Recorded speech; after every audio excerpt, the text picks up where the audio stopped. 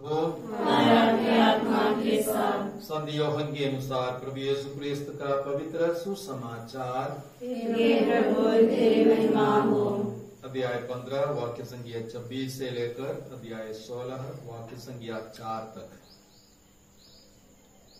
जब वह सहायक पिता के यहाँ से आने वाला वह सत्य का आत्मा आएगा, जिसे मैं पिता के यहाँ से तुम लोगों के पास भेजूंगा, तो वह मेरे विषय में साक्ष्य देगा और तुम लोग भी साक्ष्य दोगे, क्योंकि तुम प्रारंभ से मेरे साथ रहे हो।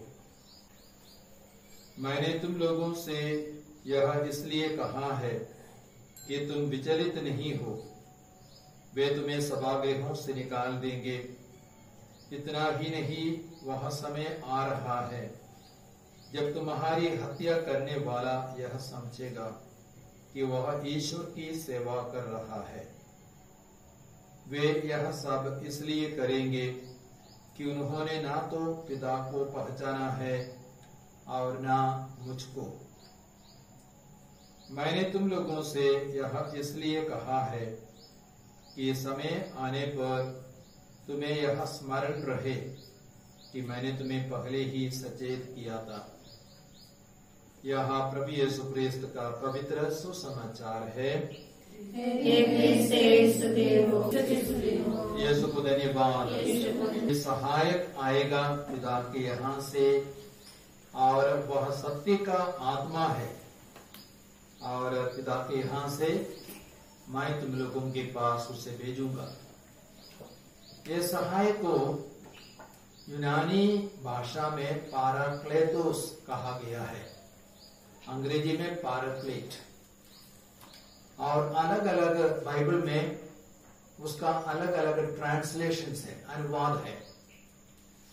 एक ट्रांसलेशन है एडवोकेट, वकील, अर्थात पवित्र आत्मा एक वकील जैसे है। और वकील वह है जो एक अदालत में बुलाया जाता है केस लड़ने के लिए, या जिसके लिए केस लड़ना है उसकी ओर से वाद विवाद करने के लिए वकील बुलाया जाता है। तो पाराक्लेट अर्थात पवित्र आत्मा एक वकील की तरह है, हमारी ओर से लड़ेगा, हमारे लिए वाद विवाद करेगा। और विशेष करके दानियल के ग्रंथ अध्याय 13 में बिल्कुल स्पष्ट है। हम जानते हैं कि सुसन्ना के विरुद्ध झूठा आरोप लगाया गया था और दो न्यायकर्ताओं ने, कुकर्मी न्यायकर्ताओं ने ऐसा किया था। तो सुसन्ना स्वर्ग की ओर देख करके प्रार्थना कर रही थी। तब क्या हो गया? पवित्र आत्मा दानियल नामक नव युवक में उतरा और पवित्र आत्मा ने दानियल के माध्यम से कार्य किया और उन दोनों न्यायकर्ताओं को झूठा साबित किया। और सुसन्ना को मृत्यु दंड मिलने वाला था, लेकिन अब सुसन्ना को नहीं, उन दोनों न्यायकर्ताओं को मृत्यु दंड मिला। Praise the Lord. तो पवित्र आत्मा एक वकील की तरह हमारी ओर से कार्य करता है। और उस पाराक्लेट का एक दूसरा अनुवाद है, वो क्या है? हेल्पर, सहायक। आज के पाठ में हम लोगों ने सुना। तो पवित्र आत्मा एक सहायक है, एक हेल्पर है, कई बातों में हमारी सहायता कर सकता है। धर्म ग्रंथ को समझने के लिए, बाइबल को अक्सर हम समझ नहीं पाते हैं। यदि हम पवित्र आत्मा से प्रार्थना करेंगे, पवित्र आत्मा बाइबल के वचनों को समझने के लिए हमारी बुद्धि को प्रकाशित करेंगे। हमें अक्सर प्रार्थना कैसे करनी है मालूम नहीं है।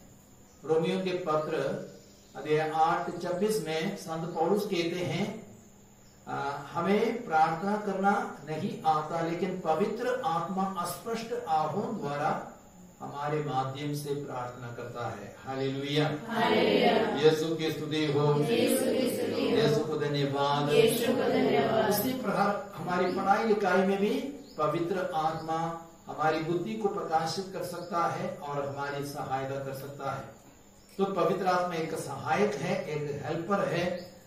और हमारे प्रीचिंग मिनिस्ट्री में पवित्र आत्मा हमें प्रेरणा देता है, और जब चंगाई सब अनाउंस करना होता है, पवित्र आत्मा ज्ञान का वरदान देता है और हमारी सहायता करता है।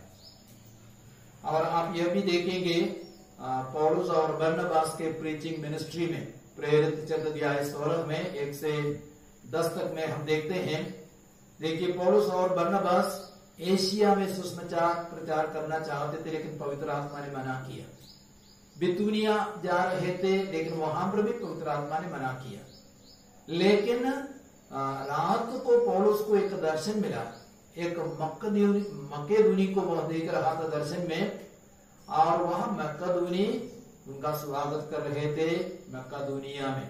तो वहां पे वे लोग गए, वहां पे सफल सुसमाचार का प्रचार किया। तो पवित्र आत्मा हमारी सहायता करता है, और पवित्र आत्मा एक कंफर्टर भी है। पवित्र आत्मा को कंफर्टर भी कहा गया है, यानी सांत्वना दाता है। अक्सर हम निराश हो जाते हैं, हताश हो जाते हैं, और जब हम प्रार्थना करते हैं, प्रभु हमें पवित्र आत्मा के माध्यम से सांत्वना देते हैं। उदाहरण के लिए एक आदमी जो बहुत ही निराश था, उदास था, कई सारी समस्याएं थी, वह आत्महत्या करने को सोच रहा था। लेकिन जब उसने बाइबल को खोला, उसको एक बहुत ही सुंदर वचन मिला, मत्ती 11:19 क्या कहता है? तब के मांगे बोझ से दबे हुए लोगों, तुम सभी मेरे पास आओ, मैं तुम्हें विश्राम दूंगा। जब उसने उस वचन को देखा तो उसको बहुत सांत्वना मिली। तो पवित्र आत्मा सांत्वना दाता है। और उसके अलावा पवित्र आत्मा काउंसलर भी है, अर्थात सलाहकार। पवित्र आत्मा एक सलाहकार है। कभी कभी मैंने अनुभव किया है, जब मैं काउंसलिंग के लिए बैठता हूँ, कई बड़ी बड़ी समस्याएं आती, मुझे मालूम नहीं क्या सलाह दूं, लेकिन प्रार्थना करने पर, उस व्यक्ति के साथ प्रार्थना करने पर प्रभु प्रेरणा देते हैं। कभी यह पूछने के लिए आपने कब पाप स्वीकार किया, यह पूछने के लिए क्या 10 आदेशों में किसी बड़े बड़े आदेश का उल्लंघन हुआ, तब पवित्र आत्मा मार्गदर्शन करता है हमारे काउंसलिंग में, और पवित्र आत्मा हमें भी काउंसलिंग प्रदान करेंगे। तो पवित्र आत्मा के कई सारे रोल्स है, कई सारी भूमिका है। तो पवित्र आत्मा क्या किया है? एक एडवोकेट है, और दूसरा पवित्र आत्मा सहायक है, तीसरा पवित्र आत्मा कंफर्टर है, यानी सांत्वना दाता है, और साथ ही साथ पवित्र आत्मा एक काउंसलर है, अर्थात सलाहकार है। तो पवित्र आत्मा के महत्व को हमें समझना चाहिए।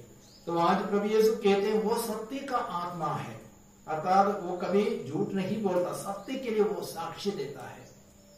और वो सत्य क्या है? यीशु स्वयं वो सत्य है, और साथ ही साथ प्रभु का वचन भी सत्य है। मैंने तुम्हें जो वचन दिया है वह सत्य है। योहन का सुसमाचार अध्याय 17 वाक्य संख्या 17। तो पवित्र आत्मा सत्य का साक्षी देगा, यीशु का साक्षी देगा। और हमें मालूम है पेंतकोस्त के दिन में जब पवित्र आत्मा उतरे, पेतरुस ने जबरदस्त साक्षी दिया, और 3000 लोगों ने प्रभु में विश्वास किया। और यूहन्ना के सुसमाचार 14, 15, 16 में प्रभु यीशु कहते हैं, यदि तुम मुझे प्यार करोगे तो मेरी आज्ञाओं का पालन करोगे, और मैं पिता से प्रार्थना करूंगा, और वो तुम्हें एक दूसरा सहायक प्रदान करेगा जो सदा सर्वदा तुम्हारे साथ रहेगा। तो सदा सर्वदा हमारे साथ कौन रहेगा? सिर्फ पवित्र आत्मा।